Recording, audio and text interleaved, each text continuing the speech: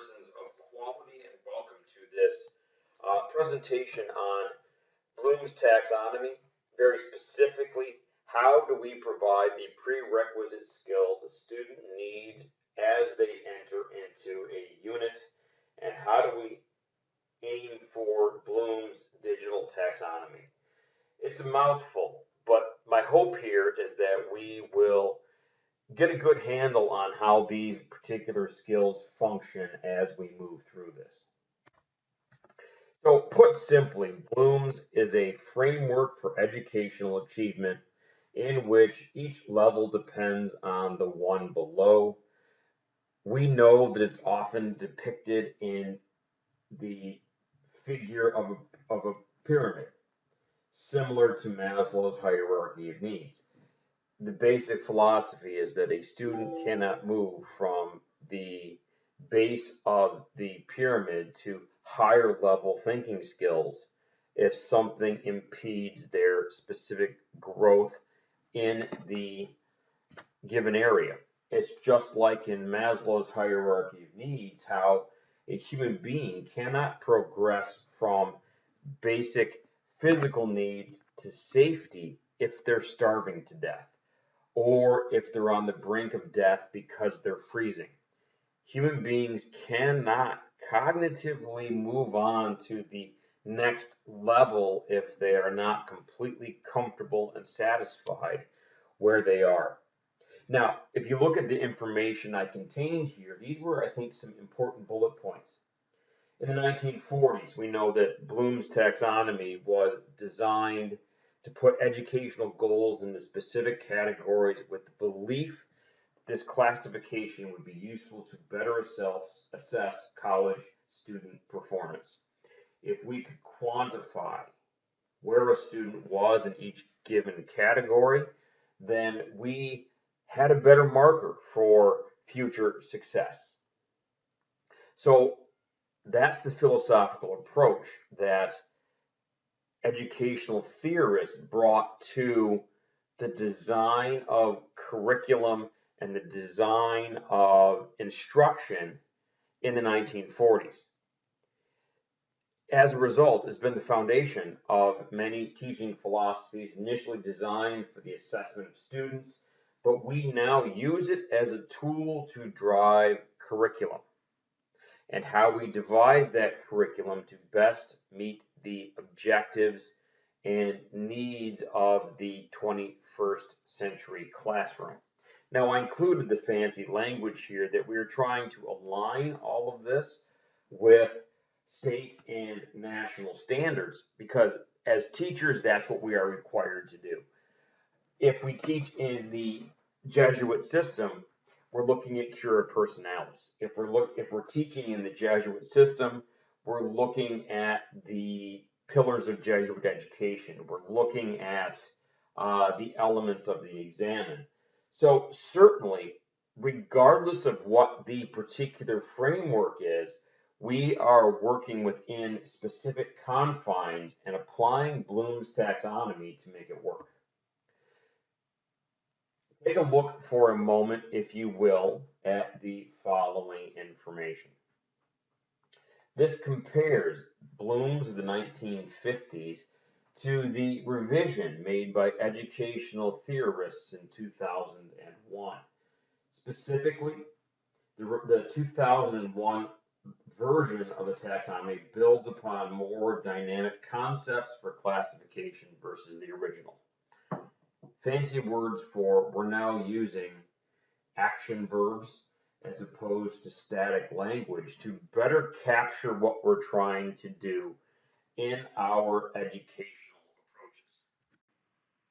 So in 2001, a group of cognitive theorists, curriculum experts, all kinds of people got together and worked on revising Bloom's taxonomy from the 1950s version to the updated early 21st century version of what the taxonomy became. So I think that's incredibly important. Now, at its core is the idea that Bloom's taxonomy, the revisions use verbs to replace nouns. And that creates a much more dynamic approach to what we're trying to do. Now, granted, it's been 20 years since I sat in an educational theory course or educational psychology course. That tends to make a lot of sense to me, that the active verbs push us to do more with the specific kinds of things that we're doing. So, as my notes say, it's using dynamic concepts for the classification system versus the original static one-dimensional levels of educational objectives. Got it. And again, at the core of that was the use of verbs to replace nouns, providing learners with clear objectives for what is expected of them. So it's no longer, here's a concept, do with it what you want. It's now much more a specific, here is how you might apply these particulars. Let's take a look at these concepts so that we have a better idea. So given this concept of 21st century learning, digital technology integration, and much of what modern technology or modern education is trying to do, here's the question: why is Bloom's taxonomy still so important to what it is that we're trying to do as teachers and what we're trying to achieve as learners? So given all of this context, why is Bloom's taxonomy really that important to us in the 21st century? And why does it still pertain to 21st century learning with technology integration, with Web 2.0 skills, with the ability to distance learn? Clearly, I've changed the venue since the earlier part of the video. Had to take care of my dog, and my daughter has a friend over, so I'm a little preoccupied, so I have to be flexible. That's really what all of this is designed to do. At the heart of Bloom's framework, all these things that we've looked at, is the ability to create achievable learning goals that teachers and students understand. It's all about where are we going and how are we going to specifically get there. And how do we define or devise a clear plan with signposts or markers that we can use to measure that achievement. Probably because we are encouraged to view instruction in behavioral terms. What exactly does that mean? It means that we can see what students are capable of learning, of doing, of participating in as a direct result of the instruction that they have received in each level of Bloom's taxonomy. As I get a little bit further into this and I develop or I tie this to technology integration, hopefully this idea, this potential that we see in students based upon how we structure our material becomes much more clear. So that ultimately is going to be the forward plan of all of this. So using Bloom's taxonomy, we as teachers can effectively organize objectives, and we can create lesson plans, because it's all about how we design our instruction with appropriate content and instruction to lead students up the pyramid of learning. We give them one skill. When we see mastery of that one skill, we move on to the next skill. So we've got a clear growth process moving forward. And we want to make sure that the content is in line with these objectives, whether it's basic knowledge at the beginning of the course, like remembering or recalling, or if it's a higher level thinking skill, applying that knowledge towards the middle of a school year, where you're required to use the learned information and apply it in specific settings by solving problems. It might be an algebra problem. It might be looking at similarities or differences between two literary works. As students progress up the pyramid, we have the opportunity to look at and address these specific growth processes in their education. At the end of the learning process, the goal with Bloom's taxonomy is that a student has honed a new skill level of knowledge and or developed a different attitude toward the subject, and that teachers are able to effectively assess this learning on an ongoing basis. We want to look at the fact that the student has achieved, but we also want to look specifically at the fact that we can assess appropriately how and what they have learned and where they are in their own individual process.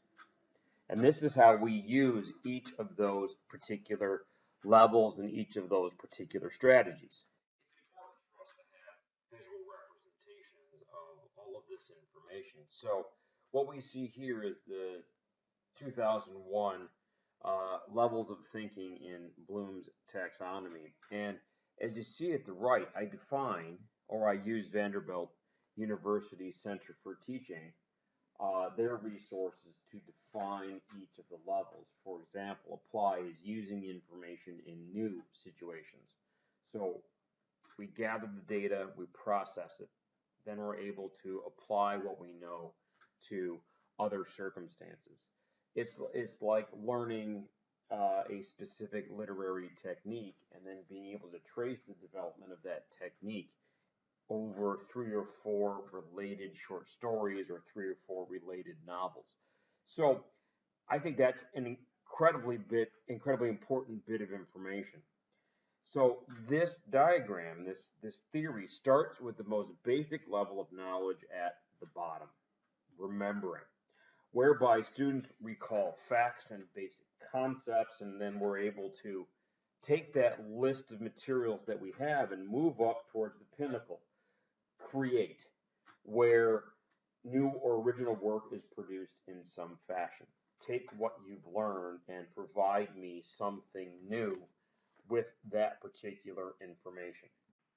So throughout this presentation, we've gone through a process. We've defined Bloom's taxonomy. We've developed the context of why it matters and how it connects to the ideas of education and why it's significant. Now, as we're looking at Bloom's digital taxonomy and how those two ideas are intricately related, the purpose of the digital taxonomy is to inform us as teachers how to use technology and digital tools in a way that facilitates student learning, experiences, and outcomes. Same thing we've been talking about the entire time, but it's looking at the digital tools that are available and focusing them in a way that it melds Bloom's taxonomy with using the digital tools. So the educational piece of technology integration is not lost in all of this. So the digital taxonomy, quote, aims to expand upon the skills associated with each level as technology becomes a more ingrained, essential part of learning, unquote. Do that again. To expand upon the skills associated with each level as technology becomes a more ingrained, essential part of learning. So the use of this adapted version of Bloom's taxonomy and the examples and tools it provides it provides us a really good focus that we're not really looking at the tools themselves, but the application of the tools and how it fits to build our larger ideas of ultimately the top, as it builds our ability to create new understanding of what it is that we're looking at. So we're using the technology to create a new vision, if you will, of what it is that we're asking our students to learn. So I think that's very, very significant. So what I'm going to do now is I'm going to outline the levels featured within Bloom's revised taxonomy as it applies to digital technologies. So my notes have me starting right at the top of the pyramid, and ultimately I don't want to do that, so I'm going to reverse engineer my notes here. So if you just give me a quick second. So at the very bottom we have the idea of remembering. So this is again the recall of facts, basic concepts, or the retrieval of material. It's a mechanical process of going out and tweaking and picking up and plucking, as Horace Horace says, to gather ye rosebuds. I know it's Robert Herrick, but ultimately it originally comes from the Horace. It's to recall facts, basic concepts, or the retrieval of material. What kind of tools are we talking about here? We're talking about bookmarking. We're talking about copying. We're talking about using Google to track down and gather all kinds of information. We're talking about making outlines and bullet pointing your material, highlighting. We're talking about group networking, doing random searches to catalog the information. Simply remembering process. The tools are things like bookmarking, Googling information, creating outlines with bullet points, and all of that. As we move up Bloom's digital taxonomy, we talk about understanding. Understanding, to explain ideas, concepts, to construct meaning from written material or graphics. So I look at these outlines, I look at these bullet pointed ideas, and I can make connections and start understanding what's going on in those materials. Tools here: advanced searching with booleans and search terms and keywords, annotating, whether you're using a PDF annotator, whether you're writing it on a tablet, those kinds of things. Blog journaling, using Twitter, if you're still into that. I haven't used my Twitter account probably a year. I don't Instagram and I don't Snapchat, so I'm not out there instantaneously anymore. So these are certainly specific things that we can do to build understanding. The third level on that infographic that I gave you a while ago is applying, where we take these lists, we take the infographics, we take the written notes, and we start connecting that to larger ideas. So applying is to use information in new situations, such as creating models, such as creating diagrams that demonstrate in a visual format something that we can see on a sheet of paper. I equate this with things like sentence diagramming in English. I look at this for chemical formulas in chemistry. It's also creating presentations where you have to show what you learn to an audience. The more interactive those become, the further up the taxonomy you end up going. After you apply the information and begin showing models and diagrams and recreating your presentation, you start analyzing the information. So once you know what it is and you see the relationships, you start analyzing the connections and what they mean. So analyzing is to draw the connections among ideas, concepts, or determining how each part interrelates to an overall structure or purpose. So you start seeing all those little connections that exist between the ideas. I finished this year teaching Slaughterhouse 5 to my honor sophomores, and in the novel, the main character talks about the best diagram he ever made was lines on a piece of wallpaper.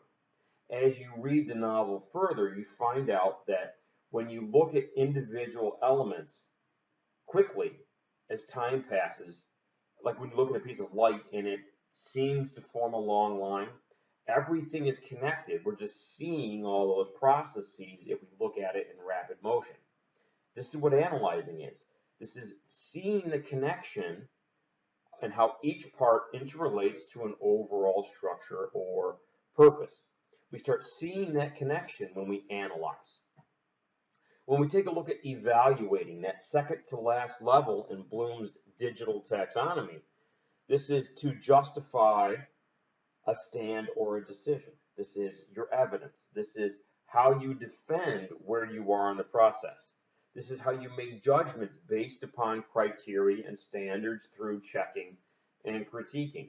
You can't do this unless you've really worked to develop those lower level skills like remembering and understanding. Evaluating is putting into practice all that information you already have.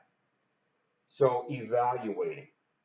Tools that you would use to do the evaluating, grading, networking, rating, testing, reflecting, reviewing, commenting on a blog or in a discussion board, posting, moderating specific types of activities. So these are all specific techniques that you can use to develop that evaluation level of Bloom's digital taxonomy. Finally, at the peak of all this is creating, producing new or original work using all of this information that you gleaned in the lower levels of Bloom's digital taxonomy. What kind of tools are we talking about? Animation tools, blogging tools, filming, podcasting like I'm doing right here, publishing, simulating, building wikis, doing video blogging, programming, directing.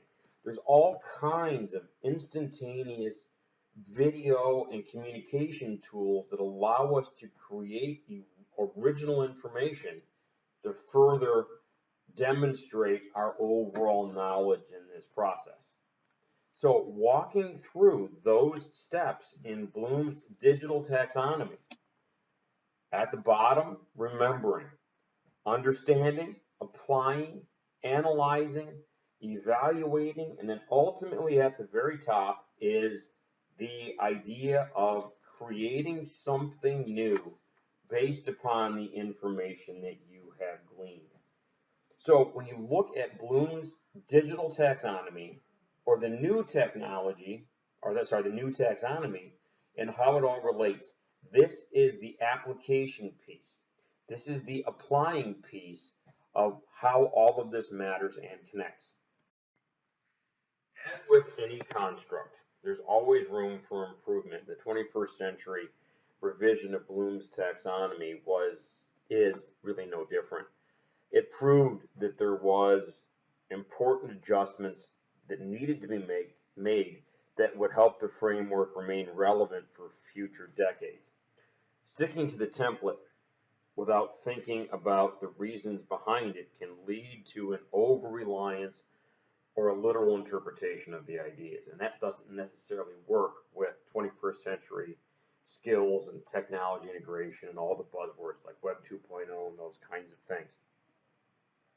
So just because a student is able to defend a position doesn't really mean they're doing it in anything more than a superficial way. And the ability to come up with a detailed plan for how you work isn't evidence that the plan itself is the result of good judgment. Totally makes sense. There's more than meets the eye to learning and education, but Bloom's taxonomy is a model that seems to work as a guide to ensure all 6 levels get covered in a specific presentation. So ultimately, we have to decide in whatever way works best. We have to tweak it and make it apply to the way that we're going to develop our own materials. So here's my final thought, and I wrote it out so that I made sure I was articulate here at the end. Connecting characteristics of Bloom's revised taxonomy is necessary for creating online learning activities that are in accordance with our students' needs. Seems to make sense. Bloom's digital taxonomy helps us navigate through the plethora, the large number of digital tools that are available to us and make informed choices based on the kinds of learning experiences we want our students to have. Every teacher has the opportunity to discern a very important digital characteristic, to discern what tools work the best for them and how it fits their individual curriculums the best. As K.A. Meyer writes, knowledge is situated, being in part a product of the activity, context, and culture in which it is developed and used. In this way, we can begin to ascertain differences that will help instructors apply the right tool to the right learning goals.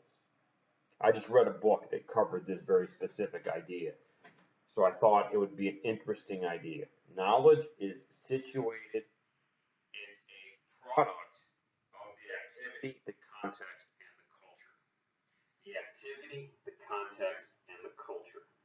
So when we look at Bloom's taxonomy, revised, standard taxonomy, the taxonomy as applies to digital tools, all of this is incredibly relevant. And as we pay attention to how all of these pieces work, instructors can apply the right tool to the right learning goals. And after all, isn't that exactly what we're trying to do here?